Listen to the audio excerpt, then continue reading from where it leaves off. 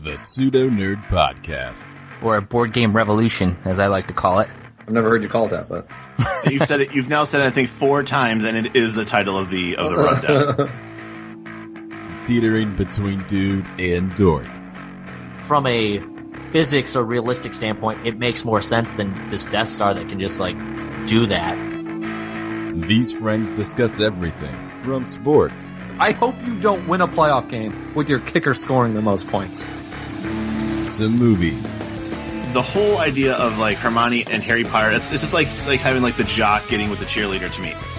To cheeseburgers. Baconzilla is just an extra thing I'll have. It's an added bonus, a little treat. The 2 Baconzillas I get are the extra added treat.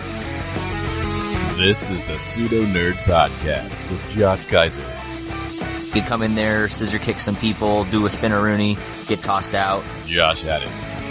If you've never read the graphic novel and watched that, you walk away from it thinking about Batman and Batgirl instead of Batman and Joker. And Kyle Hogan. He's just bathing in his blood. Get ready. The Pseudo Nerd Podcast starts now.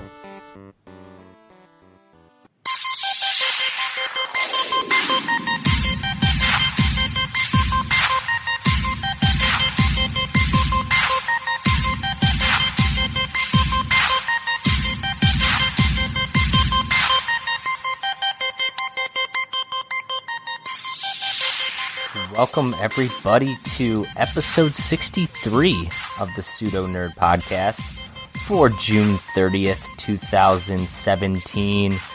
I am Josh Kiser, and I am joined today by, yet again, just Kyle Hoagland. Hey, don't be sad. Don't you dare be sour. What's going on, everybody? I wish Haddix were here to respond to that. Unfortunately, yet again, still on this paternity leave. I'm not sure how long, what's standard. How long are we paying this guy? That's the thing. Yeah. What is standard paternity leave in podcasting world? That's what I want to know, Let's talk to our HR rep and see exactly how long he's gotten. See by law how long we were required. Yeah.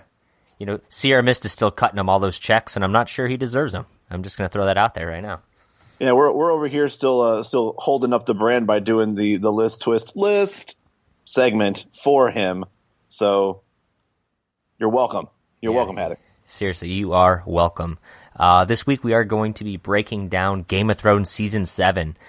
It's coming up here, and by the time this podcast released, you're probably about 2 weeks out or so. And yet it feels like it's been 2 years since the last time it has felt episode. Like it will have been a solid calendar year, almost to the day of this dropping, June 26th last year. Today, June 30th, so just over a year since our last new episode of Game of Thrones, and now it's coming back, and we're going to be breaking down all of our thoughts. We'll start kind of discussing what happened, because it has been so long, kind of go forward with what we think is going to happen, as well as, what we're anticipating based on trailers and any other theories and just the future of Game of Thrones in general. So, should be a pretty good show. That said, Kyle, this is technically we're recording this early. You are getting ready to pack up and come home. I'm packed up. I've been living out of a suitcase now for about a week. I'm actually doing this recording on my work laptop using iPhone earbuds that are plugged into the side of it. So definitely not the normal setup that I have.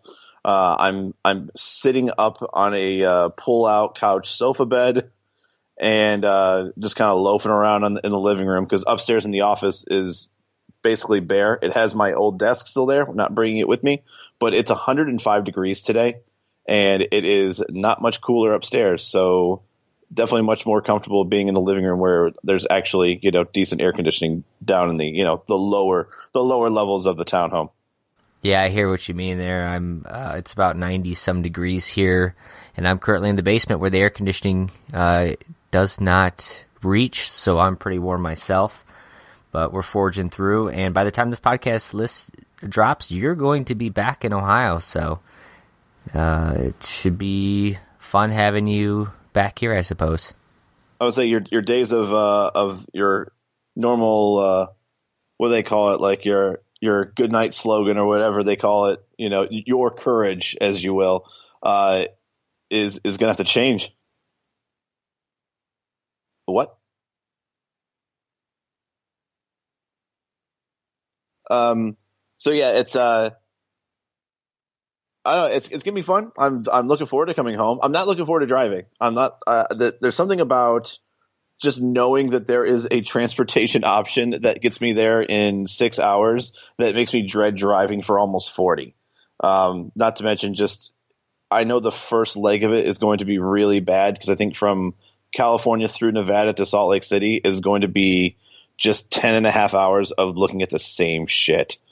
And that is what's going to drive me nuts. I'm sure it's pretty, but when you're driving through and it's like there's nothing really there but flat desert looking area for as far as the eye can see, I don't know. I'm afraid I'm either going to lose my mind or I'm going to fall asleep. Yeah, that's going to be a tough one. At least you're breaking it up into a couple of days, so best of luck to you. Actually, by the time this drops, like I said, you'll be home, so welcome in. I'm glad it was a fun trip for you. Let's hope. And all said and done, your trip to Ohio should be a lot quicker than the trip it took Khaleesi to get from where she was to Westeros, which feel like it has taken 7 seasons because it has. Isn't it her in Marine? Isn't that where she started?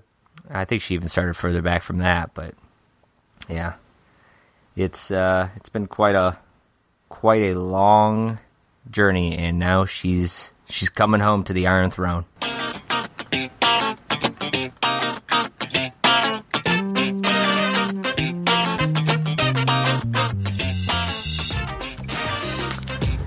Essos. Essos was the name of the Eastern continent I was trying to think of there. And luckily for me, we are not doing a Test Your Knowledge, or I might lose to Haddix again. But didn't we do? I think we did one last year. I don't remember who won, but was it him? It may have been. We did one in regards to who was alive and dead, I think. Other characters that we didn't, and I think he did beat me. But that said, again, no Test Your Knowledge this week, so eventually we'll come back to it, but in the meantime, we'll get right into it, and we're going to spend our first segment here just kind of what we know from Season 6. There was a lot going on, and if you're like me, you sat here thinking, like, God, what all happened last season? So fear not, PMPers, we are here to help you get through and get ready for Season 7. Like I said in the opening, it's been a full calendar year since the season finale. Now, unlike previous seasons, this, which all had 10 episodes, this one's only going to have 7 episodes. That said, I know a couple of them. I think we're going to get our longest episode yet. I heard the running time was 81, 82, somewhere in that minutes. So a lot of action packed in these episodes. I also think it's a money issue from HBO trying to contractually pay these actors, and if they limit the episodes, they can help do that. So hopefully it doesn't feel like it's cut short, and it feels like it's a good 7 episodes. Like Season 6, though, this is going to be loosely based on the 2 unreleased novels because George R.R. Martin's going to be dead before he ever finishes this series. Thankfully, for us, anyways, as TV watchers, we're going to be able to watch the show finish out. But I feel like it's got to be frustrating if you're the book reader who started this series back in the 90s when the first Game of Thrones book itself came out, from the Song of Fire and Ice series, and to know that it's going to get finished on TV, but maybe they'll never get it finished from the books that they've been reading for 25 years or something. And part of the reason why now I didn't know that the books were that old. Oh yeah, the original Game of Thrones book. Let me look this up while we're talking here. I'll give you an exact date on it, but part of the reason why we're having to wait for the new season to drop is because of weather. There was a lot of it's filmed in the winter, obviously, and they wanted the correct weather, atmospheric conditions and things like that for it. So got pushed back a little bit for that. And I have your answer here, Kyle. 1996 was the first one. It was when the Game of Thrones book released, which is the first in the Song of Ice and Fire series. So, did they ever tell you like what the first season of Game of Thrones was? That based off the first book or based? It was, almost to a T. I think that more than any other season is almost a direct representation of the book. So, so if you're a fan of the series and you started reading in 96 and here you're in 2017 and there's still 2 unreleased books and you know that the television show is not only past the books but will finish long before the books may ever finish, is a little disappointing, I think. But at least you are unlike going to me, get it where finished. I started watching the show. I binged the hell out of the first 5 seasons, and season 6, the last season, was the first season that I actually watched, week in and week out. So I think that's another reason why it feels like forever, because I feel like I just stuffed myself with so much Game of Thrones in a short period of time, and then going a whole year without any of it just feels like I'm addicted to a drug and I have to wait over a year to get it back. Yeah, no kidding. It's been, I mean, even for myself who's been watching it, when it's been on, I've been watching it since the end of season 1, every season. It's a really long time to wait in between seasons, but we're finally here. So that said, let's discuss what did happen in season 6. It ended much differently than season 5. This is something I found when I was kind of going back on my research. This is a little courtesy of Rolling Stone. When they wrote here was season 5 ended. Daenerys had lost Meereen and was found by the Dothraki. Cersei was at Walk of Shame and was imprisoned. Sansa was raped and running for her life, and Jon Snow is dead. So, kind of ends on a bit of a downer there as far as season 5 went. So then in season 6, where we at? Cersei has destroyed the High Sparrow and Marjorie, pretty much wildfire bombed the hell out of half of the kingdom there. She did lose her son, who took that little plunge to his death outside the window. He tried to Peter Pan it out the front and lost. Such a weirdly disturbing suicide. It was quiet. It was so quiet. Yeah. It was a little bizarre. I mean, there's probably even like a little part of humor behind it, but then it was also just very, very quiet. I think that's what really hit home, that scene. Yeah, that scene has actually been parodied a couple of times. Like, I don't know. Oh, yeah. I don't know if you remember. Like, I don't know if you remember like the sound that like Goofy makes when he falls, and he makes that yell down to the ground. But they did that with that. Oh, it's definitely been memed quite a lot on the internet, and people even use that little clip when they're just responding to certain things. Like, so it's a good, memorable scene, anyways. Daenerys has taken down the Dothraki Khals, or leaders. She pretty much burned them all down, locked them in there and said, all right. Well, that's what happens when you take on the Unburnt. That's right. You get burned. By the way, how many titles is she at nowadays? A lot. And I think the show doesn't even touch all of them that the book does.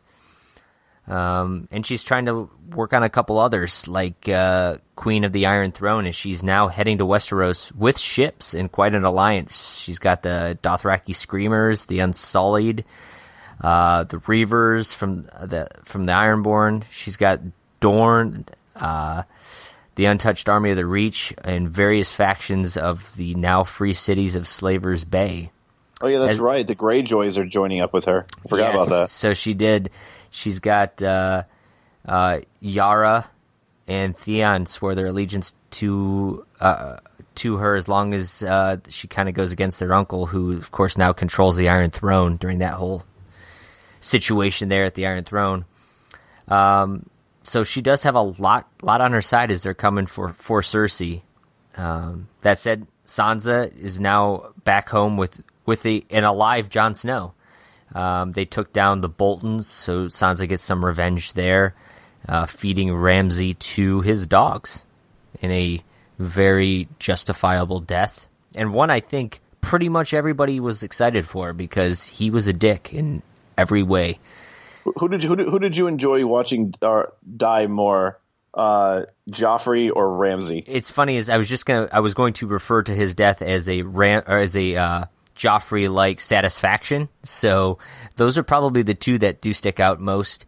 And I'd probably, I think Joffrey's I was a little more excited for. But man, Ramsay was ruthless. I think it was just Joffrey was a little shit. Joffrey just sucked. He was just like a young kid that just was just a whiny little bitch. Whereas Ramsay was just evil. I think it was one of those like Joffrey. You wanted to punch in the face and have him get his comeuppance, and it maybe not even death. You just really want him to like suffer. Ramsay you wanted was dead. More of like you want him dead for like vengeance purposes. Suffer. You wanted him to brutally suffer for his death or in his death, and he did. And of course, now Jon is the true king of the North. Now he's got the wildlings on his side. He's got the Knights of the Vale, the House of the North, all swear allegiance under him. Again, he's alive, so better than he ended season 5. And you find out that kind of one of the hottest running theories for years from the book readers and television watchers alike is pretty much confirmed in the closing moments of the season, and that's that Jon Snow is not the bastard child of Ned Stark, but in fact the true, in many ways, heir, as he is the Daenerys' older brother, Rhaegar Targaryen. He is the son of him and Lyanna Stark, the sister of Ned, which of course was the big reveal and something most people, I shouldn't say most people, but that was the big theory going in, and it was a lot of, for book readers of 20 years, it was nice for them to finally have some satisfaction knowing that this prediction was correct.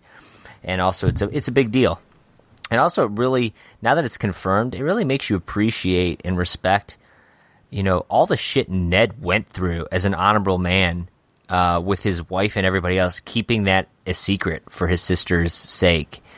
And it's a big deal. So we'll see. I guess I was always curious of why was it more important for him to keep that a secret? Because, I mean, he basically had to walk around saying that he had, an illegitimate child while he was out and about, which I guess up there in the North, I guess they said that's not an unheard of thing to do.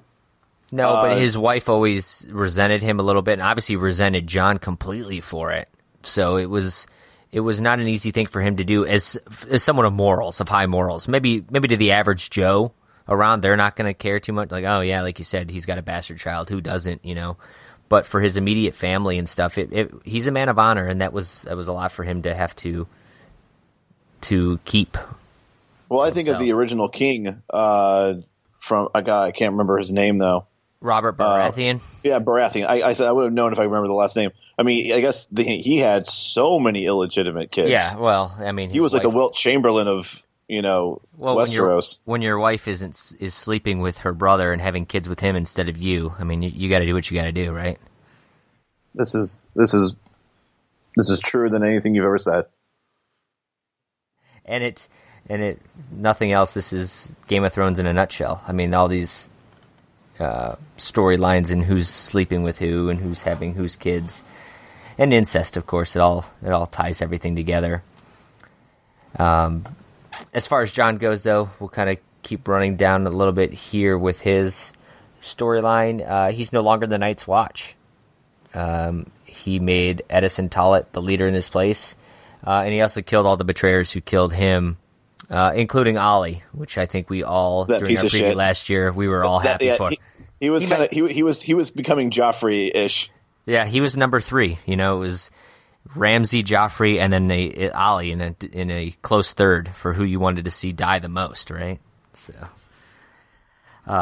those are kind of the major storylines of the big names and where they're at. So let's kind of discuss the other characters and where they might be.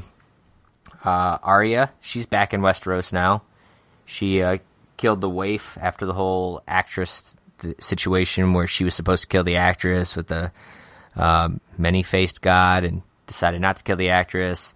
So the wife kills the actress, and then Arya kills her instead. And then she also got to kill Walder Frey, a la Cartman and Scott Tenorman style, feeding Walder Frey's sons to him in a pie. So, well done, Arya. She's coming for her vengeance, and she did not start small by any means. Yeah, there was something kind of cringy about when she kind of revealed it, and then the guy looks in and he sees a finger or something like that in there. I think it was a finger, yeah. Well, I mean, good for her. I mean, like I said, she's got her little list of petty vengeance. Well, I mean, some of it's petty vengeance, and some of it is you for the sake of your family, you want the people dead. Yeah. Yeah, and I mean this was a very excusable death that she caused here, so I will allow this one on the list. And Sansa knows she's alive, which was kind of a question. I think the Stark reunion is always something that we're kind of waiting for. And while Sansa and Jon finally met up, the Arya and Jon is a reunion I'm really waiting for. And now that she's back in Westeros, it could happen. It could happen. Honestly, I think the one I'm looking forward to the most, which I don't know if it's going to happen, but I do know because we haven't got a confirmation of where her dire wolf was. I know that she lost, or the last time we ever saw her wolf is in the same place where she's traveling right now, in the Riverlands. Yes, right. Yeah.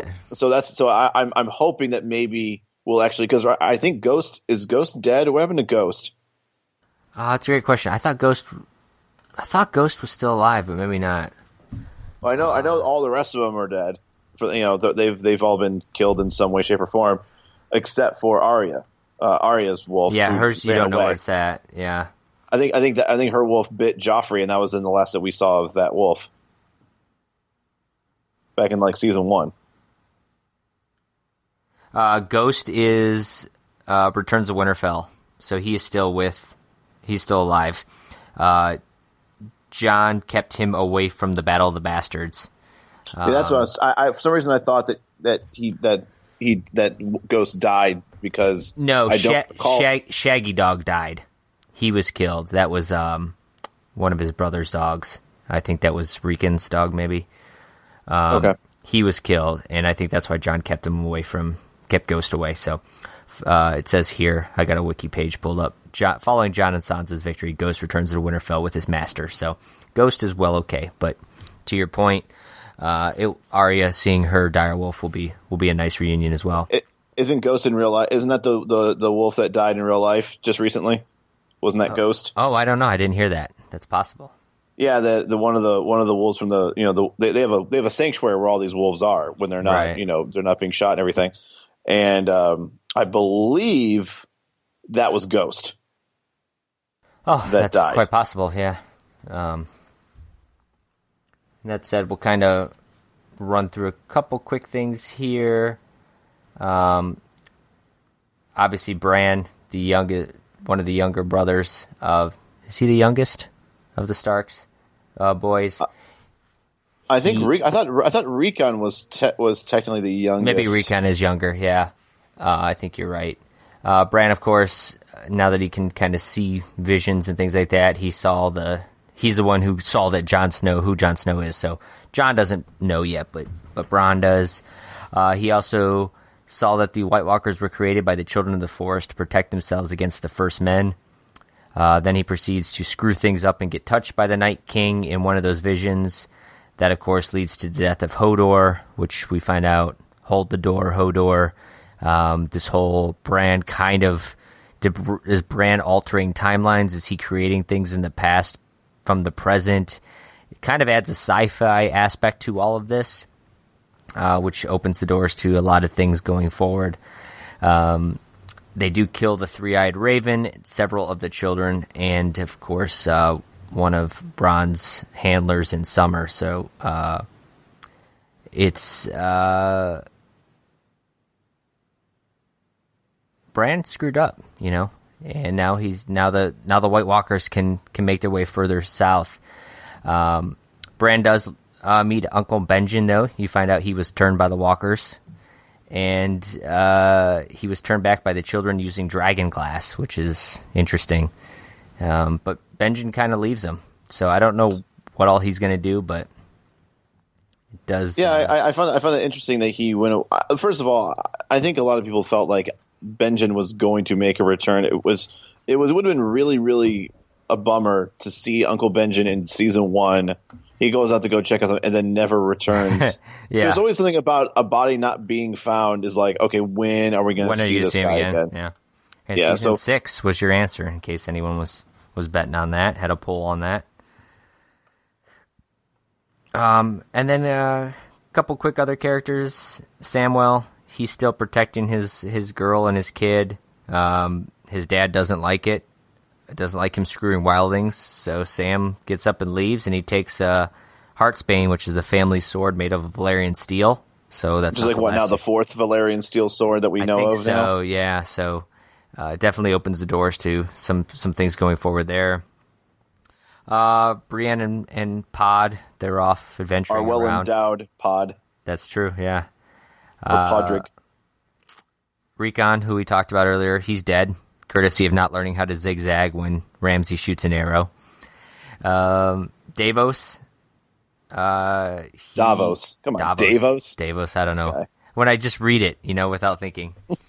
Sir Davos. He finally confronted Melisandre about Shireen's death, and she got banished. So we'll see where she goes from here now that she's no longer welcome in Jon's circle of friends. And lastly, Peter Baelish. He's still trying to get himself some Sansa, so because he's weird. I would say he's no quitter. He is not. Give him that. Give him that dude's been working on that for like 3 seasons. So that's kind of where we're at with the 6th season. Kyle, any other characters or thoughts on what happened in season 6 that I did not discuss right there? I think one thing that we definitely missed is the emergence of Euron Greyjoy. He's going to be a huge player. I think he's going to be, moving forward, the next big bad of this season. Okay, there you go. Yeah, that's a good point. I think he's going to be, the next Ramsay Bolton is going to be Euron Greyjoy. He just seems like he's got like a mean streak in him, and he's definitely going to be a threat to a lot of people, just because I think he's not going to treat his people very well, and he's going to be very merciless. I agree completely. He will do whatever it takes. So he will likely be one of the major villains of season 7.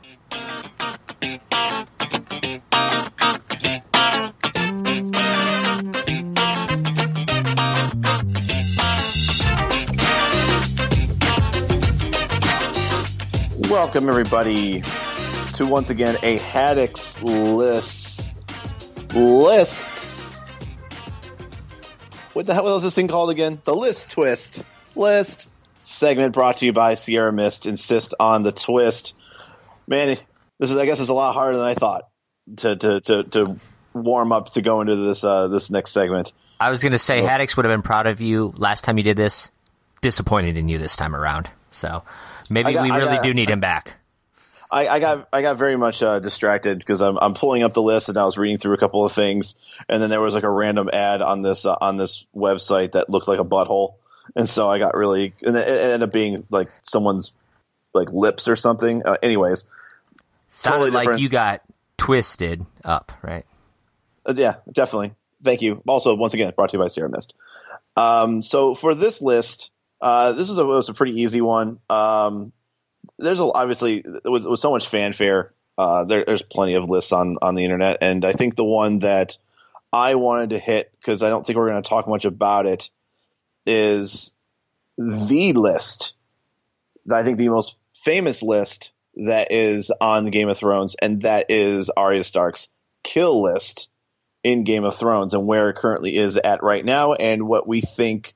Do we think that maybe she will have an opportunity to slay somebody on this list in this coming season? Now, she was able to I believe, kill 2 of them last season. But as far as what is left right now, I think who she killed? She killed Walder Frey. She killed Walder Frey, and that guy that was at that when she disguised herself as like a young child prostitute. It was that guy. I can't remember his name though, but he was on the list too. But as far as what we have left on the list, and also the reason why that person is on the list, number one on the list, and we'll go through each one and then we'll discuss like if we think that that she might get a crack at that person by the time this season's over, and also if you want to avoid talking about it in this segment because maybe it's something we'll talk about later, we can do that as well, or maybe we can talk about it a little bit here and then obviously go more in detail on the in a different segment later on in the podcast. But the first one on this list is Cersei Lannister. She falsely accused Ned Stark, her father, of treason, had him arrested, which ultimately led to his beheading. Now, I don't think I'm going to go too far into this. I think this might be something we'll talk about as far as what we think our predictions and things will be. But I think I will go as far as saying I don't think Arya is going to get her hands on Cersei in season 7. What are your thoughts? I agree completely, and without going into further reasons why, we'll save that for a further segment because I do have more data to back that up, if you want to call it data. So I don't think this is one that she's going to do herself. And I also think that I don't think she gets I don't know. I mean, it's still 7 episodes. I don't know if she even makes it to King's Landing. So, but once again, she might, and if she does, she'll definitely have a lot more opportunities to take on a lot of the people that are on this list. Next one being the royal executioner, the justice of the king, Ilyn Payne, who also has not really been around. I don't even know if they're paying the guy at all. I think the last time we saw him was season 2. He was referenced in season 5. Is it season 4 or season 5? That was, I think it was season 4, which was Tyrion's execution that was staved off. They did mention that Ilyn Payne definitely is still the executioner at King's Landing. He is on this list because he was the one that actually did the deed and beheaded Ned Stark on orders from Joffrey Baratheon, who was the newly appointed king. Do you think that, first of all, do you think Ilyn Payne is even being paid right now to be on the show? I think he gets paid per episode, so I don't think he's getting anything currently.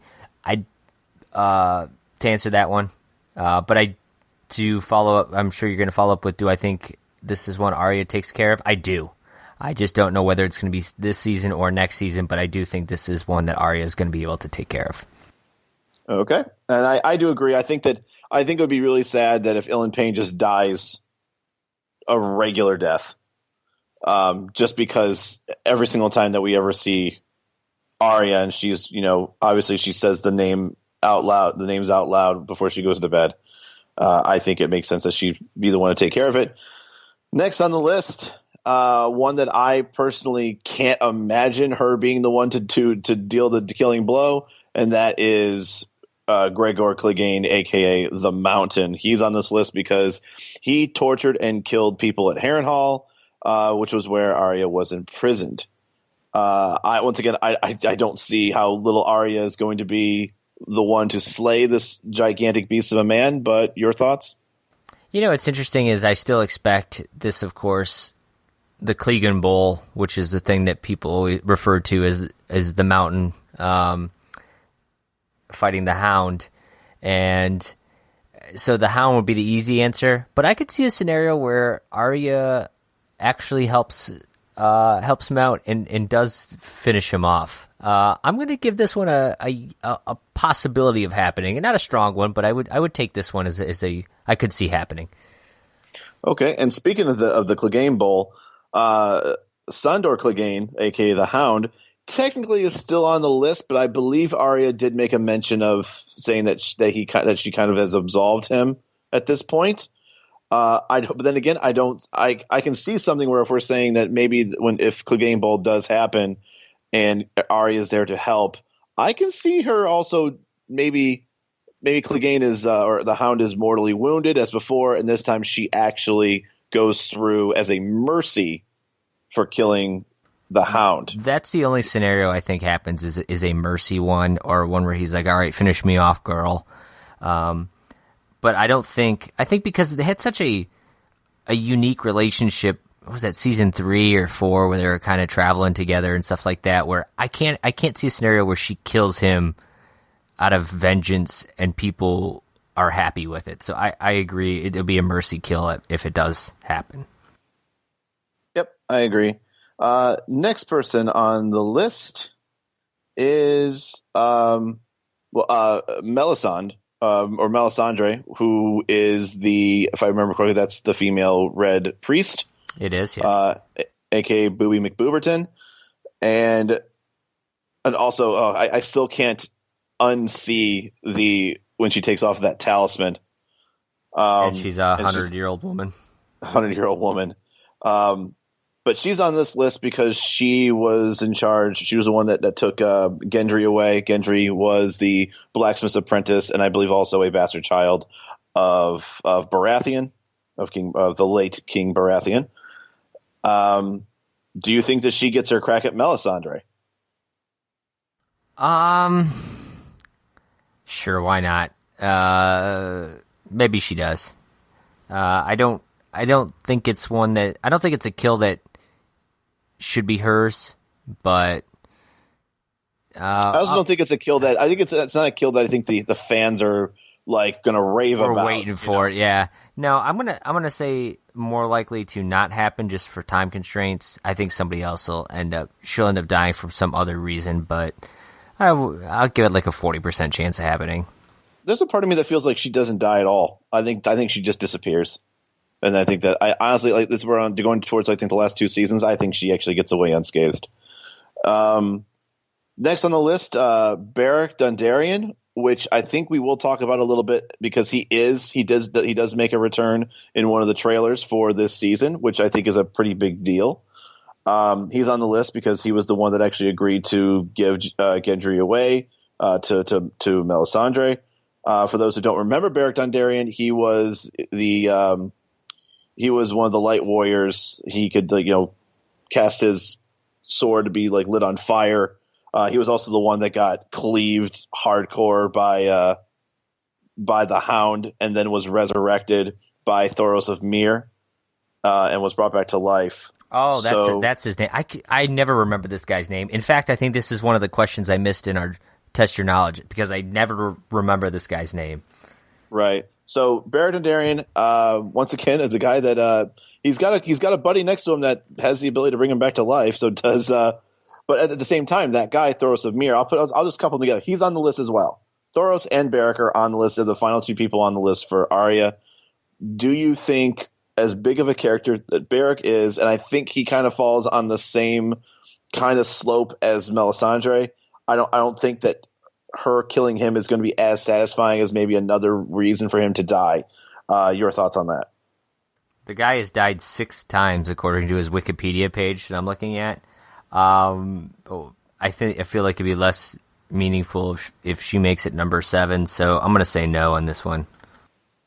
And then what about Thoros? Just because now we're just on that. And Thoros, once again, Thoros is basically his white mage. No, right. No, I would say it's either a package deal or it doesn't happen.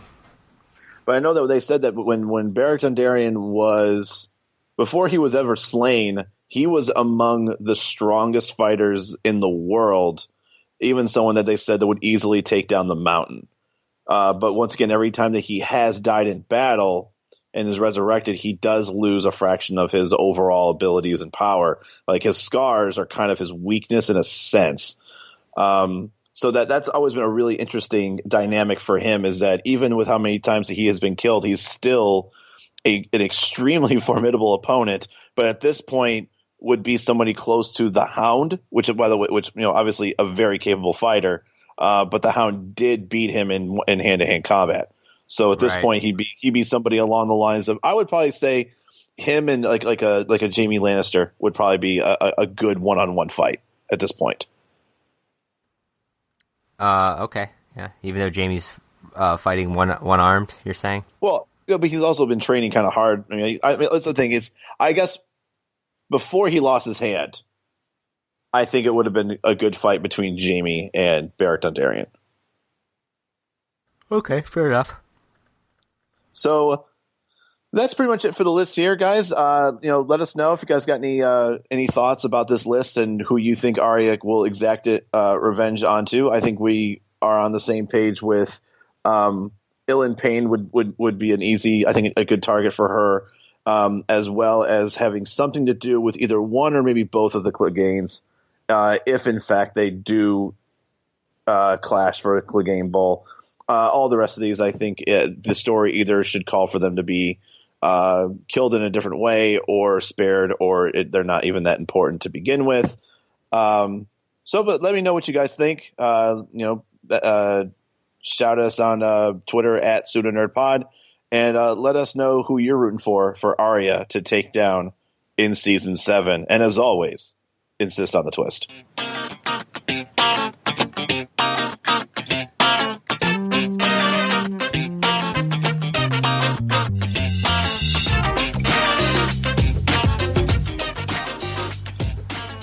Okay, let's discuss, Kyle, our most anticipated Season 7 moments, what we're looking forward to that we think is going to take place this season. Kind of an interesting dynamic with Game of Thrones because it is such a highly anticipated show. They've shown us a couple of movie trailers pretty much for the upcoming season. So we've had a little bit to look at in regards to that. Have you seen the two different trailers they've dropped over the last? They just dropped one the other day, and then of course one they dropped probably 2 or 3 weeks ago now. Have you got it? Did you see both of those or one of those or any of them? Yeah, I saw both, and then I also rewatched them today just to make sure I wasn't missing anything. So okay, what? I think the first thing that stands out to me is this season looked like it's going to have a lot of battles. Big-time battles. Yeah, a lot of large-scale fighting. Yes, I don't think they're by any means... There's only 7 episodes, but they're not cutting back on the budget when it comes to the degree of scope with it. There's one thing they've done well is the big battles, and it looks like that there's going to be a bunch of them in this one. And it's kind of understandable. There's a lot going on. A lot of, battles that could be taking place. I mean, if Daenerys gets to Westeros, there's battles there. The Iron Throne, of course, could be up for grabs if they go and attack it. Cersei's made a laundry list of enemies herself, and then of course the White Walkers. And there's one thing I noticed in the trailers. There's a lot of fire. So you got to imagine the dragons in Daenerys, they're going to be battling in some big battles going forward. Is there a particular battle you want to see, Kyle, or are you kind of more focused on the other end of things as far as politics and the other drama and the happenings that are going on, like Arya's revenge and things like that? Well, I think the time for politics is basically over. It seems like the world is getting a lot smaller with everybody kind of making their way to Westeros in some way, shape, or form. So season 7 just seems to be like, there's not enough space, there's not enough, in this town for both of us type of thing. Now with Dany showing up on the shores, it looks like from the trailer that's not King's Landing. That looks like either Lannisport or what's their main camp? The main Casterly Rock. I think that's where that battle takes place with the Unsullied versus the Lannisters. That could be, yeah. And I also do believe that the Dorne. That's right, Dorne. I think that they're going to. I think what's going to happen. I mean, we might be more in the theories thing. Which maybe I'll just skip for right now because I don't think we really see a lot of that part of the region in the trailers. No, not so much. So maybe we'll talk more about that later. But yeah, it just seems like there's a battle on all fronts. Like, if you're going down south, there's a major battle. East is a major battle. So and especially up in the north, which is I think the all encompassing war of the war of wars that's going to happen that I think a lot of people are just blind to. Yeah, and I mean, the first trailer that was released, it starts with Cersei kind of standing on a giant map, and it was kind of a cool looking. Looked like from Where in the World is Carmen Sandiego? Yeah, it did. Show. Yeah, the TV show, right? Exactly. Where you're hopping around. It was Westeros, and maybe Essos was on there too. Now that I remember that continent. Yeah, you're never gonna forget that now. I will not. But she says you've got your enemies to the east, and then they show a scene of Grey Worm with all the Unsullied, and it says your enemies to the west, and it shows the ship on the water, referring to the Greyjoys. And she's like, you've got your enemies to the south, which was depicted by a hand sharpening a knife, which was for the Tyrells and the Martells. And it says, and then your enemies to the north, and it actually showed a picture of Arya on horseback. So basically, Cersei is surrounded, and I found it very interesting that that's what they picked for what the threat in the north was too, which is also like I don't take all the trailers like being literal as if Arya is going for her, right? But I figured when they were going to discuss that they would go towards, Jon Snow and Sansa, the King of the North, and then right. I thought it was interesting as well that they chose that still. And I will say Cersei, she says, whatever stands in our way, we will defeat it. And she's, she does look like she might be, you don't know when these scenes take place. And she could be talking to Jaime or she could be talking to whoever. But she does seem to be very brave about it all. But I think it's more the case of she's just accepted that this is what it is. I mean, all of our kids are dead. She's pretty much. I think she's on borrowed time, and I think she knows that. I think she's unstable. I think that's what it is. I think that at this point that she's cold and unreceptive. It looks like Jaime is even kind of giving his distance from her. Yes, a little bit. And I think he's kind of felt that way for a little while now. In some ways, he's kind of just. This. Well, I think he just feels like he has no idea how to console or comfort his sister at this point, or the mother, the former mother of his children. It's just kind of one of those things like he can't do anything other than doing what he's doing now, which is, be a protector, fighting with the army and doing everything like that. But from the way she speaks and how cold and kind of almost. I kind of look at it as like that's like the way like a Dexter, like a serial killer talks, like somebody who is unhinged. I mean, to be fair, she did kill like 50 people very recently, so in some ways it is kind of like a serial killer, right? Yep. I definitely agree. But yeah, I think that I do agree, and we might go in more into theories, but I do think that she is on borrowed time as well, and. I do see a lot of the Mad King in her, to be honest. Yeah, I could see that a little bit too. I mean, she used the wildfire. That was what the Targaryen wanted to do. Like he wanted to burn the capital to the ground using that stuff, and she kind of did a small scale version of that in last season. So what's stopping her from using the rest of it to finish the job? That's a great point. And when you get to the point where you got nothing else to live for. That's you'll kind of snap and go that route. So, be interesting to see what happens with her and in this season. We talked briefly, maybe in the opening or the first segment, about reunions, and you said Arya reuniting with her dire wolf. But what other now that you said you made the point, the world's getting much smaller. Everybody's kind of closing in on King's Landing.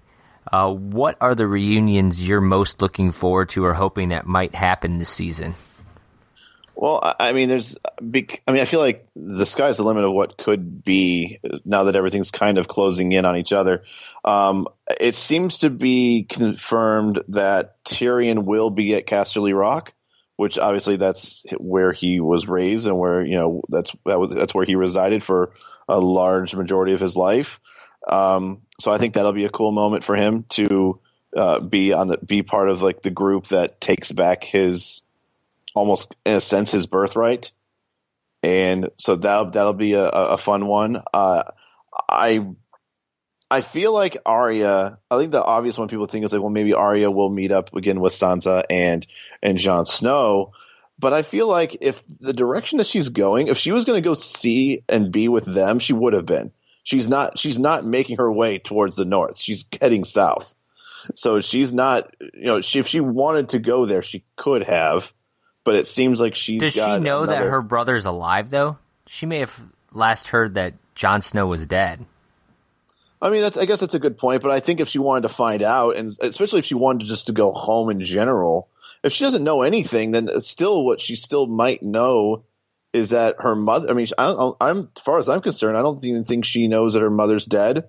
I don't think she knows that what Sansa's doing. For all she knows, she's still with. No, she knows about her mom and stuff because of that's why she killed Walder Frey, wasn't it? I thought she. Oh yeah, that's right. Yeah, she killed him for the Red Wedding. I think she found out about. Maybe she found out about that through when she was with the assassins. She probably knew a lot. So I think she has news about what's going on. But I just don't know if she heard that Jon Snow was revived. Well, I mean, I'll say this: I think news travels. As long as the ravens are in the air. But I feel like if I were, my first inclination would be to go back to Winterfell and see what's going on. That's your home, and see what's come of it. But I think she's got other things in mind. Do I think that she might actually meet up and see Sansa and Jon Snow? Maybe. I think that there is an ultimate end game for Arya. Like I said, once again, going to the theories and everything a little bit later, but once again, I do believe that Arya withstands the test of time, like ultimately to the end. I think she's one of the few people that does. But I also don't think – I think the reason why she does is because she's in the shadows the majority of the time. Right. Yeah, and I agree with you there.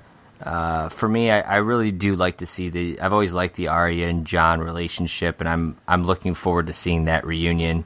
And hopefully it does. I loved when Jon and Sansa finally saw each other. So the Stark reunion is always one that I'm looking forward to. And obviously, for me, the other big thing is assuming Bronn finally runs into Jon or something, and Jon finds out the truth about his heritage. I think that's going to be a big moment. The realization and knowing that everything Ned did, as well as he's not this bastard child he always thought he was. Like, for me, those are two emotional moments that I'm hoping that they happen this season. I gotta imagine they happen this season. I think there'll be more revelation of it in this season. I think they've already confirmed that this is the penultimate season. Correct? That they got one more after this. They got one more after this. Yeah, correct. Yeah. I forgot what the definition of penultimate is. So. Well, you also didn't know what the Eastern Continent was, so I mean, we'll let it go. Right. That's fair. What else happens in these trailers? I'm trying to remember. Grey Worm looks like he's finally gonna get some. So good for him. And I found that funny that I was actually gonna bring that up, like that was important. But I mean, as far as Grey Worm, I'm pretty sure he's castrated, right? Like he doesn't have anything. I thought that was part of the Unsullied, was that they had their genitals removed. Yeah, you might be right about that, actually. So I'm very curious as to how, and I'm assuming it's with that other girl, the assistant to Missandei or whatever. Yeah. No, and I think it is too. I mean, you can kind of see the hair in the back of her, so I'm pretty sure that's what's happening there. And remember that scene where he was like watched the swamp of the river. He's like creeping. Yeah. Man. But yeah, I mean, good for him. But once again, I don't know how he gets anything done. But hey, you know what? Never underestimate somebody with the nickname Grey Worm. Okay. I mean, I suppose. Ser Jorah. Looks like his grayscale is at an all-time high. And I just assume it's him because there's a scene of a hand that looks decrepit and falling apart. Did he kind of banish himself? Is he like back in that area and he's just going to stay there until he's trying to find a cure? Remember, because he says to Daenerys, yeah, he says to her something about, she says, "I love you, promise me you'll find a cure and then return." Something to that effect. And if there's one thing that guy will do, it's whatever she asks. So this is that guy is the poster child of Whipped for that show, for the friend zone. Yeah, for sure. One thing I saw on the trailer that I thought was interesting was I only saw one dragon in the fights. What happened? Are the other two still? I think the other ones were in the. I thought I saw the other ones in the newest trailer. Maybe not. Now that you say that, I guess I. But Draco, I think Draco is the one that we've been used to seeing. The black one. Yeah, the black red one. Well, he's the one that finally returned. Remember, he was like gone for a long time, and then finally came back. And now, you have me questioning. No, there's a scene in the newest one where there's 3 dragons flying, towards a castle. I don't know which castle it is. It's right on the water there, but they are flying. There's multiple dragons in the scene. It's in the new trailer. So the dragons are all there. I think they might have even been flying around in that final scene with all the boats when she was coming. Yeah, I mean that's the only way they can get there. So I understand. I keep forgetting whether or not they kept both of them. No, that's right. Tyrion freed them. That was that scene where he freed the other two. Right. Okay, yeah. And I feel like that's a huge advantage for Daenerys to have probably the best army and have 3 dragons. Yeah, I mean, dragons are kind of overpowered anyways, and to have them is definitely useful. And she, she has the dragons there, and in one or couple of the battle scenes that you see in the trailer, there's a lot of fire, so I think she's utilizing them. And what else? I'm trying to think what else I saw in these trailers. I got them here. I'm kind of going back and forth looking. Well, I know one of the trailers we do see ones like I mentioned before. We do see Beric Dondarrion returning, so I feel like he is going to fight somebody. Yeah, he lights his sword on fire in that scene, right? Well, that's what he does. When he was fighting Clegane, he had the same thing. He had his little fiery sword. Right. That's right. So I mean, because he's a warrior of the light or whatever. So that's like like the purging light of goodness or something. I don't know. Something fantasy wise. I got a screen cap of it right here, and it says, some believe the sword could be Lightbringer, Stannis Baratheon's former weapon. So there you have it. So, but did he have it? Has he always had it? Because I mean, he definitely was able to light it on fire before. So I don't know. Yeah, I think the whole lighting on fire is just an ability he has being a knight of the whole of the fire or light right, fire. I'm I sure can't remember whatever group he's in that has that sort of magic. Right. Which also I feel like that's one of the very few magic things about the show. I mean, yeah, there's a lot of like unexplainable things, but you really don't see a lot of magic missiles going around. Sure. So that's to me like that's probably the closest thing to real magic, which is I guess more based on faith and religion that's creating it, or at least that's what they believe. But yeah, I think there's definitely going to be a fight there. It almost looked like that might be a fight. I almost think that might be a decent fight between like Euron and him. I don't know why he'd be fighting, but I feel like whenever I see a scene where it's like raining like crazy, I always feel like think it's over there. Yeah, it's over there where it's just always raining. Right. It's the Seattle of Westeros. Of Westeros, yeah. And then one final point about the Greyjoys. You do see the fleet of Greyjoys heading to King's Landing in one scene, as well as it's followed quickly up with the Unsullieds running through the heavy doors of King's Landing. So there's a good chance that Cersei and that city are in trouble. But once again, is that King's Landing or is that Casterly Rock? That scene, I think, is King's Landing in the new one. But you're right, Casterly Rock is shown in other, with the Dothraki and stuff like that, or what you think is Casterly Rock. So they might be heading everywhere. They might be, but there is definitely a scene of the Greyjoy boats and King's Landing in the background. So they could be all over the place. They could be moving quick. There's 2 seasons to go. Khaleesi doesn't have as much time to capture the Iron Throne. And coming up in our final segment, we will discuss where we think this season is going to finish up without trailers, some of our own predictions, and maybe where season 8 finally ends.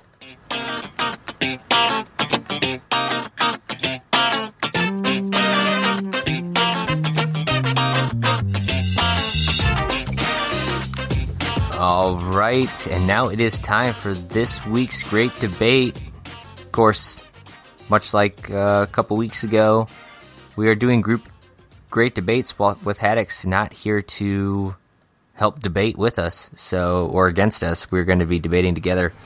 And remember, a quick reminder, we always do Twitter polls for this. So follow us at Pseudo Nerd Pod on Twitter. You can give us your vote on whatever that particular week's debate is about. And we did, for Wonder Woman, we had a great debate, and it was which female superhero deserves her own movie. We put Captain Marvel, Black Widow, Jean Grey, and then others that you could comment about. And we had a whopping 71% went with Captain Marvel, 14% for Jean Grey, 0% for Black Widow. So it looks like we all are kind of on the page that we see enough of her in those Marvel movies. We don't need her having her own movie. And we did have some other comments, and that was someone saying, our friend Kyle, not you, a different Kyle, and he tweeted to us that Barbara Gordon, Batgirl, he'd like to see her with her own movie, which I think could be, if done right, could be a pretty interesting one as well. So always follow us on Twitter, PseudoNerdPod, and vote for our great debate. And that said, this week's topic, we're talking Game of Thrones. We kind of alluded to it a little bit, Kyle. You might have even made a comment that you think Arya Stark is untouchable, and she's going to, finish this show out alive and well. And this week's topic is which beloved character dies before it's all said and done. And Arya Stark, one of those on the list. Daenerys, of course, on that list. Tyrion Lannister, big fan favorite there. And then I'm going to put Jon Snow, dies again, is our fourth option. So that said, Kyle, we already heard Arya's not going to be your choice here. So of the other three, who are you picking? So when I first thought about this debate, I was wondering to myself, are these the four people that we thought could die, and I'm picking who we think will out of the four? Because honestly, I feel like all four of these are untouchable this season. Well, I'm not saying this season. I'm saying for the show itself, by the end of season 8. So before it's all said and done, someone on this list could be dead. Maybe multiple people on this list could be dead. And if George R.R. Martin had his way, maybe everyone on this list would be dead. But my question is, who do you feel most strongly about will not survive by the end of season 8? Well, I feel like there's a curse between two of these families. That would be the Starks and the Lannisters. I feel like there's always one that dies every season. And if we're going with these four, because I think there are other Starks and maybe other Lannisters that are more in danger than the ones on this list. Sure. But if we're going to go with this list, I tried to pick who I thought was the most untouchable from a death standpoint. Oh, sure. Yeah. That makes sense. That's why I was sitting there like, man, like this is a tough one to go with. As far as these four quote unquote untouchables, I think the least untouchable is Tyrion Lannister.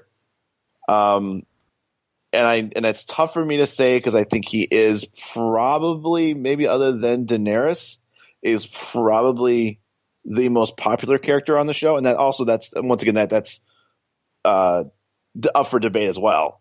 That's fair though. I don't think it's arguable.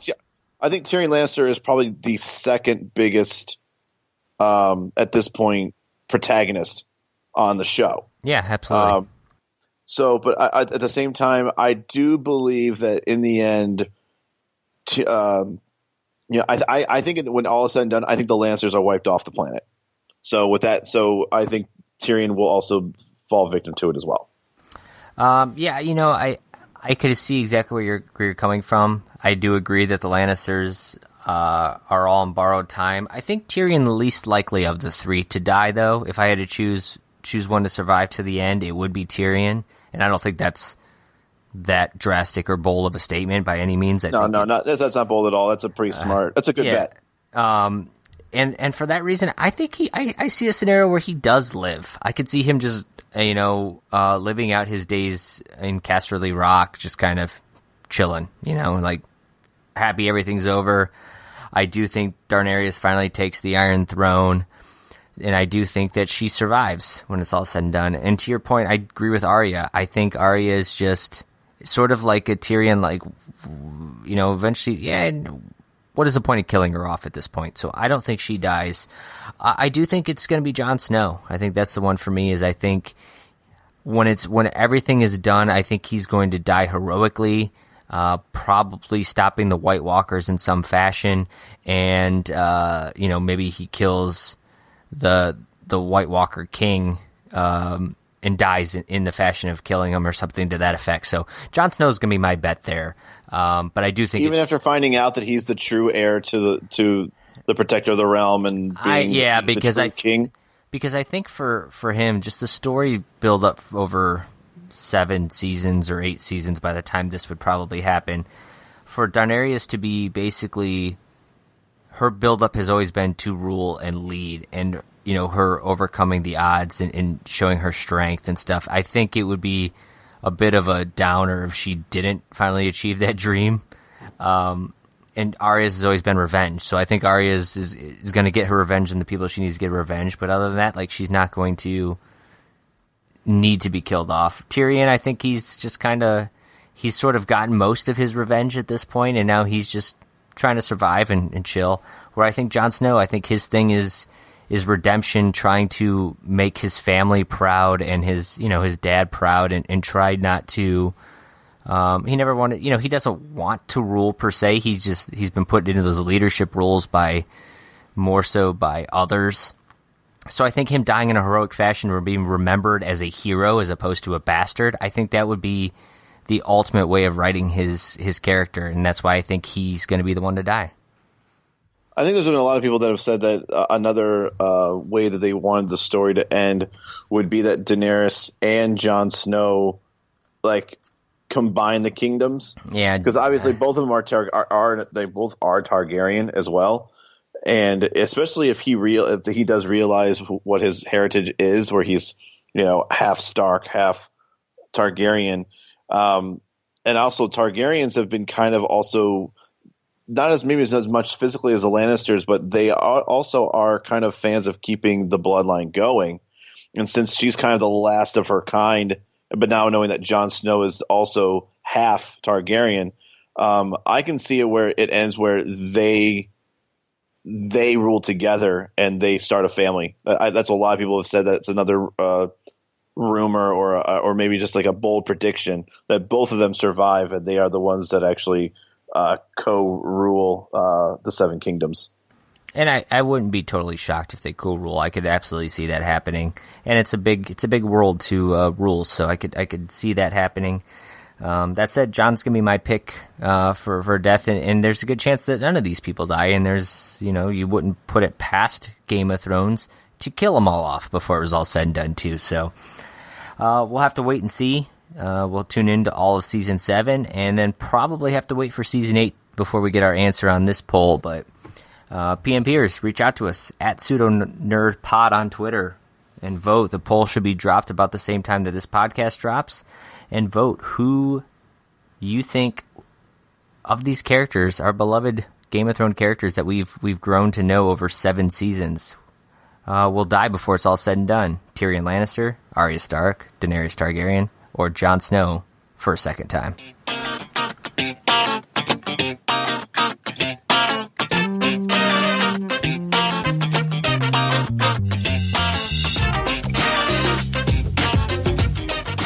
All right, now finally for the part that we can look back in, a couple of weeks or so.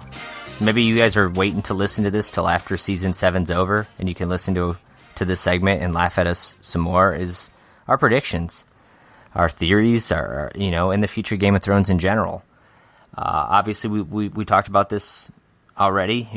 We got one season after this. Season 8's going to be the final season. The rumor right now is that there's going to be 6 episodes.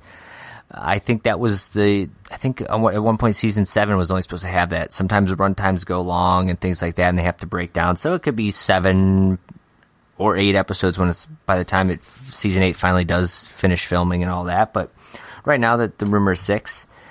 Kyle, let's just get right into it. Who's ruling the Iron Throne? I think you kind of just talked about it at the end of the great debate, but you think which scenario are you buying in? Is it just Daenerys by herself? Do you think her and Jon Snow are sharing the duties? Who do you got sitting in that Iron Throne ruling the Seven Kingdoms? So once again, we're talking about the predictions at the end of this season. Or we're saying also when everything's said and done. That one is just just all said and done. Who do you think's finishing the Iron Throne? Because I don't think I don't think at the end of season 7 that's going to be determined yet. The final leader. I think in the end, I do agree that the Unburnt, the Mother of Dragons, the Breaker of Chains, Khaleesi of the Great Grass Sea, Queen of the Andals and the First Men, Queen of Meereen, first of her name. I do believe that she will ultimately be on the throne. Now, whether or not she unites the kingdoms with another Targaryen / Stark / Jon Snow, that's for for the rumor mill to throw around all the theory crafters out there. I do believe that she will survive to the end, and she will ultimately rule. I do too, and I actually, I think here's my sort of my thoughts is I think it's going to happen this season. I think this is going to be the end of the Lannisters. Is going to be season 7. I think this is Cersei's final season, which we'll discuss here in a minute. But I do think that she takes over the Iron Throne, and for me, I think at the battle with the White Walkers, I think that's season 8. I think that is the majority of season 8 is going to be them trying to stop the White Walker invasion. I think this is going to be the end of the battle for the Iron Throne, and now it's going to be the battle for the life in general against the White Walkers. So that's sort of what I think is going to happen. Maybe the battle for the Iron Throne takes place through season 8. I don't know, but that's sort of where I see it going. No, and that makes sense. And so we'll talk more about the Lannisters' fate later. But yeah, I can see where season 8 is the focus entirely on the ultimate conflict, which is of the White Walkers, and which is another reason why I think in the end, if everybody's going towards King's Landing, Jon Snow, I feel like two things are going to happen. Either Jon Snow does not have any real part at all with the conflict of King's Landing, because there's a good chance that they don't. There's a good chance that they're preparing. I think more often than not, I could see a scenario where he just doesn't give a shit about the Iron Throne and doesn't even head that direction, and his focus is on the impending doom coming from the north. But at the same time, I think that he might have to make his way down there because he knows that right now he probably is vastly outnumbered. He has to help recruit. He needs allies. Yeah, sure. So he's got to find some way to go down there, especially with everybody kind of clashing. That's what better time to recruit some people when everyone's already there. He shows up to Casterly Rock in the middle of the fight, like, hey, time out, guys. So we've got this problem. There's these snow zombie guys coming down. They're really giving us a lot of fits up at the wall. I was wondering if you guys could there's kind of this prophecy, the whole winter is coming crap. I feel like maybe that was important to you guys. Any of you guys just want to come help us? I know you're burning each other alive right now and beheading people, but really could use your help here, guys. So is it that's the kind of recruitment he's going to be doing? Yeah. Maybe a couple more lawn signs and sure. Clipboards at Whole Foods. That kind of thing. Maybe he runs commercials during their favorite programming and stuff like that. Sure. Yeah. He'll probably put out a good 45-second long Super Bowl ad, things like that. I think that. But once again, I don't think he himself is a very good recruiter. You think Jon Snow, if he were running for president, what would his motto be? I'm Jon Snow, and I know something. Winter's coming. I'm Jon Snow, and winter's coming. I feel like Davos is his campaign manager. I think he's the one that's really he's writing his speeches for him. I would have put Sam. Sam is his hype man. Yeah, but Sam's not with him. But Sam's not with him. No, but at some point Sam's got to join back with him, right? Well, you would think, unless they're side hey, let's just have this little side plot that means nothing. Sam and his family just live happily ever after in a library, and the dude just becomes whatever he's trying to become. I forget the term. A maester. That's what it is. Yeah, a maester. It's good for Sam. At least he's doing something. Yeah, right. But let's talk about the Lannisters. We've been kind of putting it off. And for me, we discussed earlier, is Arya going to be the one to kill Cersei? And I think it's a firm no for me. And there was a prophecy, and I think it was in this last season that was shown. Was that the one with the witch? With the witch when Cersei was younger. And it said, and the prophecy said,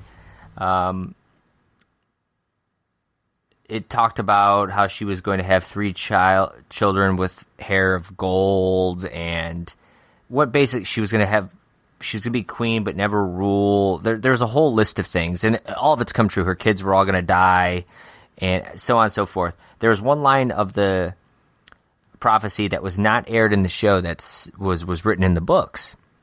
And maybe they kept it out for a particular reason, or maybe they were waiting to show it until this season as a way to kind of keep the viewers in suspense, like something she kept to herself that you just don't know yet. And that line was, and when your tears have drowned you, the Valonqar shall wrap his hands about your pale white throat and choke the life from you. Now, Valonqar means little brother in Valyrian. So that's the last line of Cersei's prophecy. So you're led to believe that she's going to get killed by her little brother. Now, the debate there could be, what's little brother? Is it the younger brother? Could it just be as Jaime being her younger brother, quote unquote, as twins? Or is it little brother as in the size of the person too, and it could be Tyrion? What are your thoughts, Kyle? Do you think she's going to get killed by one of her brothers? And if so, which is the one that you would take? I think what would have a full circle effect is actually Jaime Lannister, because him being the Kingslayer, and I once again, she may be queen. I don't know what she's ruling. I think they did proclaim her protector of the realm, but I feel like that's also going to be in question in the first episode of the season, of exactly what her title is or what's going on, which is also the whole, like, you'll be a queen but you'll never rule type of thing. So there might be some stipulation of what's going on, especially with the fact that the 7 kingdoms are not really the 7 kingdoms anymore anyways. So really, what is she protecting? What is she ruling right now? There's not really anything there anymore. But I feel like if it was if I wanted to close out this season, it would be this is how I would create it in my head. It would be Jon Snow and Daenerys storming into going into the throne room. Nice. And in the throne room is both Jaime Lannister and Cersei dead. And for all we know, they might not even show how they die. But the way I would see it is, she has gone full blown crazy, and like Mad King crazy, wants to, if she's going to lose this battle and she's going to lose her throne and she's going to be nothing again, she would rather burn the city to the ground than give it to anybody else. And before she can enact upon that or do anything, that's when Jaime ends her. And then the grief or the whatever, I think he turns the blade on himself afterwards. A little Romeo and Juliet sort of, they both, parting together as lovers, right? Mm-hmm. No, I actually agree with you, and in many ways I could see that, where she becomes sort of the Mad Queen and Jaime ends her like he did the Mad King, but this time he chokes her out. And maybe he does kill himself in grief and just kind of over it all. But I do think that they're both dying, and I would not be totally surprised if it's this season. In fact, I would probably bet that this is Cersei's last season. I just think that this is it for her. I think all signs are pointing to that. But I do think it's Jaime that's going to be the one to kill her. That said, do you see any more major deaths this season, Kyle? Any Starks or anybody that you think this is it for them? Well, I think once again, I'm really bad with real names, but the one that plays Sansa, I think she's already kind of blurted out accidentally that she is already kind of talking about doing the reads for season 8. So it looks like she will be there for season 8. So I think she's going to escape the chopping block. Arya, like I said, I think she withstands the test of time as well. But as far as like a major death, maybe there's not. Bronn. I think Euron also might bite it. I think once again, I think he's also the other true evil guy of this season. Yeah. And then another person that comes to my mind, other than like Dondarrion, is honestly Bran. It's interesting with him. I think I could see something like that happening, but I could also see him just sort of retiring into a tree or something like that. when he's just done living it up. And the way he's like he fully becomes like the next three-eyed raven and just lives in a tree. Yeah. I don't know. To me, that's death. I don't know. Like to me, that's like a character who is their character development's done.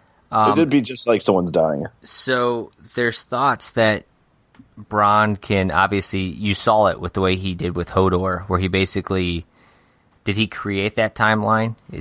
Did he go back and create Hodor as all this? There's a very interesting dynamic there.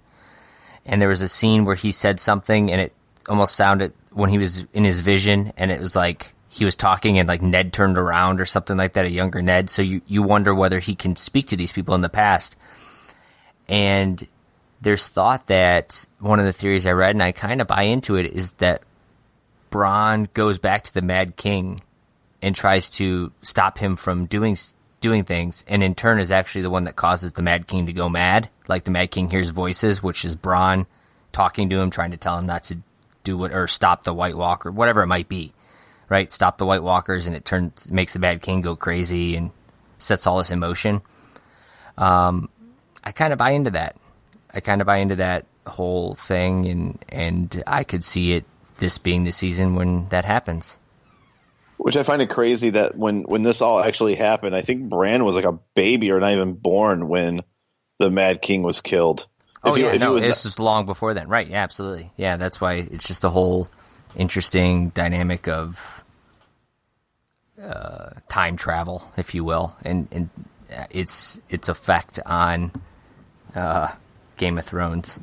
Do you think Clegane Bowl happens this season?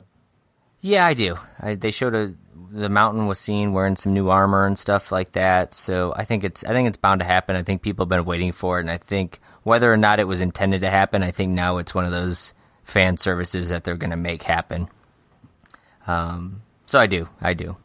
That said, any final thoughts, predictions, anything else that you want to discuss before we kind of wrap things up, Kyle?